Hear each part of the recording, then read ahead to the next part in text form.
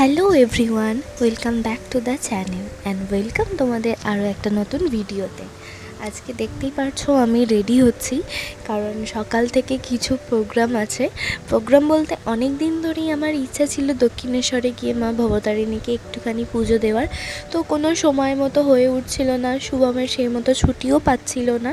তাই আজকে আমি সময় আর সুযোগ দুটোই পেয়েছি, আর তাই মনের ইচ্ছাটা আজকে পূরণ হবে, তার জন্যেই রেডি হচ্ছি। তো তাড়াহুড়ো করে রেডি হলাম। তার আগে ঘরের সমস্ত কাজকর্ম করে স্নান টান করে ঘরের পুজো দিয়ে তারপরে আমি নিজে রেডি হচ্ছি, যাব এখন মায়ের কাছে গিয়ে মন প্রাণ ভরে মাকে দেখব। আর চলো, কথা বলতে বলতে আমিও এখানে রেডি হয়ে নিই, তারপরে কি করছি না করছি সেটা তো তোমরা দেখতেই পারবে। চেক করতে থাকো, আশা করি ভিডিওটা তোমাদের ভালো লাগবে। দেখতেই পেলে আমি রেডি হয়ে আমি আর শুভম বেরিয়ে পড়লাম বালি হল্ট যাওয়ার উদ্দেশ্যে। আর এই যে আমরা বালি হল্ট চলে এসেছি, এখন আমরা দুজনে আছি অটোতে বসে। আর শুভম কি বলছিল জানো, যে বলছিল ফোনটা রাখ, নয়তো পাশ থেকে কেউ এসে ফোনটা নিয়ে চলে গেলে তখন বুঝতে পারবি।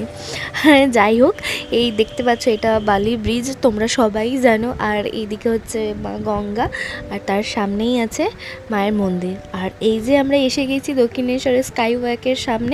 এবার আমরা এখানে এক্সিলেটরে করে ওপরে যাব হেঁটে, তারপরে ওখান থেকে মায়ের জন্য পুজোর ডালা নেব, দেন মায়ের কাছে যাব পুজো দিতে।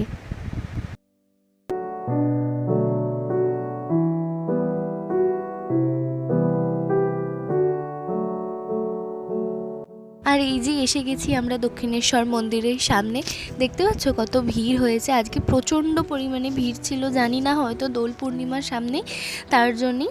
আর সবাই বলছিল যে শনিবারও নাকি প্রচণ্ড ভিড় হয়, সে তো জানি যে শনি আর মঙ্গলবার প্রচণ্ড ভিড় হয়, বাট শুক্রবার যে আমি গেছিলাম এত ভিড়। আর এই যে আমরা এখান থেকে মায়ের পুজোর জন্য ডালা নিয়ে নিয়েছি। আর এখন তো আমি আর ভিডিও করতে পারবো না, পুজো দিয়ে আসি আমি, তারপর আবার তোমাদের সাথে কথা বলছি। তো আমাদের এখানে পুজো দেওয়া সম্পূর্ণ হয়েছে, খুব ভালোভাবে পুজো দিয়েছিলাম। আর আমরা পুজো দিয়ে বেরিয়েছি, তারপরে জানো তো মায়ের মন্দির বন্ধ হয়ে গেছিলো। আর এখানে আমাদের কিছু ফটো আছে মন্দিরের সামনে। ভেতরে তো ফটোগ্রাফি বা ভিডিওগ্রাফি অ্যালাউ না, তার জন্য আমি তোমাদেরকে এই মন্দিরের চূড়াটাই দেখাচ্ছি, সেটাই তোমরা প্রণাম করে নিও। আর জানো তো আমি যেহেতু সকাল থেকে কিছু না খেয়ে আমি মাকে এসেছিলাম পুজো দিতে, তো সেই জন্যে খিদে পেয়ে গিয়েছিলো। আর শুভমও বলছিল যদি কিছু খাও তো খেয়ে নিও। আমরা এখানে ফুড প্লাজা থেকে জানোই তো হিঙের কচুরি, ছোলার ডাল আর মিষ্টি খেয়েছিলাম। এরপর দক্ষিণেশ্বর থেকে অটো করে আমরা আবার চলে এলাম বালি হল্টে। এবার আমাদের বাড়ি আসার পালা, তাই এই যে অটো করে এখন আমরা যাব বালি হল্ট, আর সেখান থেকে আমরা ডিরেক্ট যাব বাড়ি। আর বাড়িতে গিয়ে খাওয়া দাওয়া করে একটু রেস্ট নিয়ে তারপর আমরা যাব মুভি ডেটে। এটা তো আমাদের ম্যান্ডেটারি, সেটা তো তোমরা সবাই জানো যে ওর ছুটি থাকলে পরেই আমরা কোথাও যাই আর না যাই অন্তত মুভি দেখতে যাবই। আর এখানে মুভি ডেটের জন্য আমি হয়ে গেছি রেডি, পরেছিলাম শুভমেরই একটা শার্ট আর আমার জিন্স। যাই হোক, তাড়াহুড়ো করে এখানে দেখো এসে দাঁড়িয়ে পড়লো এত শয়তান। যাই হোক, আমরা এখন যাচ্ছি রঙ্গোলি আইনক্সের জন্যে, সেখানেই আজকে আমাদের মুভি ডেট আছে। আজকে যে মুভিটা দেখতে যাচ্ছি সেটা তোমরা কম বেশি হয়তো সবাই জানো। তো যাই হোক, মুভির কথা পরে বলি। এখন এই যে রেস্টুরেন্টটা তোমাদের দেখালাম, এখানে জানো তো আমরা কলেজ লাইফে আসতাম, এসে বিরিয়ানি খেতাম। যাই হোক, এটা হচ্ছে সেই বেলুড় মঠের মেন এন্ট্রান্স গেট, এটা মেন গেট। তো যাই হোক, এখন আমরা চলে এসেছি রঙ্গোলি মলে।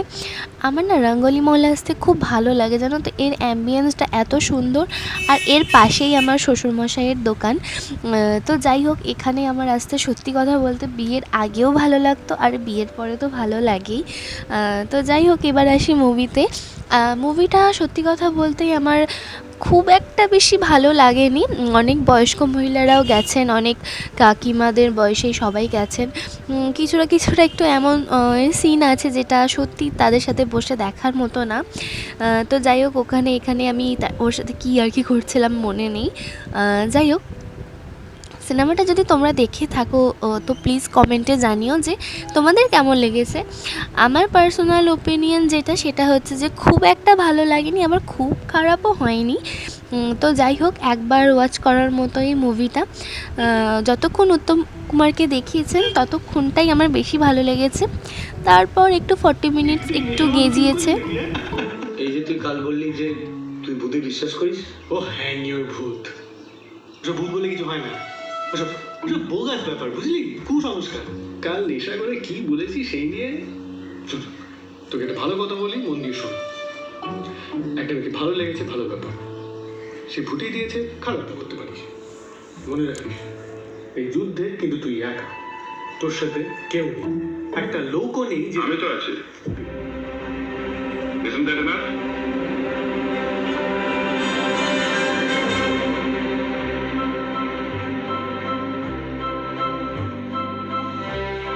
থ্যাংক ইউ গুরু। এই মানে স্যার, মানে আপনি যে সত্যি এভাবে থামো থামো, ওসব বাজে কথা রাখো। তোমার মানসিক অশান্তির কারণটা কি আগে বলো দেখি।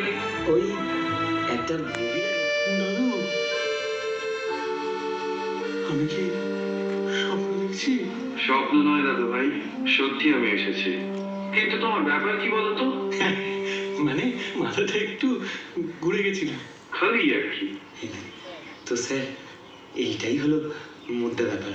হ্যাঁ, তো এবার আপনি বলুন আমি কি করব, কিভাবে এই সৈনিকে মানে আমার পথে হলো দেরি তবু পৌঁছে যাব, হোঁচট খেয়ে হাত বাড়ালেই বন্ধু পাবো।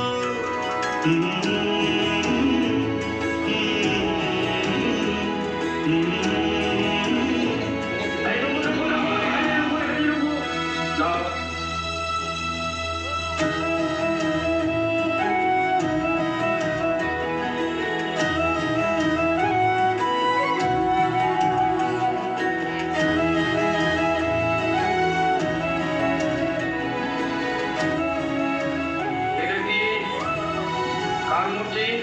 তুমি আছো শহরের রীতি কথায় দিব্যি বাঁচো, ওপারে চলে গিয়েও রাজা সাহেব, এ নগর দর্পণেতে হামি গায়ে।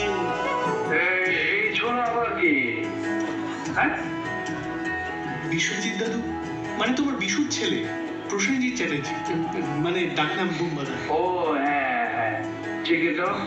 কি আশ্চর্য, জানেন স্যার, লোকে বলে আজকাল নাকি উনি ইন্ডাস্ট্রি। তো এইটুকু ভালো কথা নেই। হ্যাঁ, চলুন চলুন স্যার, আরো অনেকগুলো জায়গায় যাওয়ার রয়েছে। আর দুটি মন জুড়বে তুমি কেউ গীতা, হাজার মনে রাজার দেওয়া এই উপহার। সখী ভালোবাসা কারে কয়, সে কি কেবলই যাতনাময়। তো আমাদের এখানে মুভি দেখা কমপ্লিট হয়ে গেছে। লাস্টের দিকটা একটু ইমোশনাল ছিল। যাই হোক, অনেক সবাই, যেহেতু বললাম বয়স্ক আন্টিরা এসেছিলেন, তো সবাই বলছিলেন যে এর থেকে উত্তম কুমারের যে পুরনো মুভি আছে সেগুলো চালালে হয়তো বেশি ভালো হতো। যাই হোক, আমরা ওখান থেকে বেরিয়ে এসেছিলাম মিষ্টির দোকানে, তারপরে এই ডালের বড়া কিনে আমরা যাচ্ছি বাড়ি। আর এই যে আমরা বাড়ি এসে গেছি। তো আজকের ভিডিওটা আমি এখানেই এন্ড করছি। দেখা হচ্ছে পরবর্তী কোনো একটা ভিডিওতে। ততক্ষণ তোমরা সবাই খুব ভালো থেকো, সুস্থ থেকো। দেখা হচ্ছে খুব তাড়াতাড়ি নেক্সট ভিডিওতে।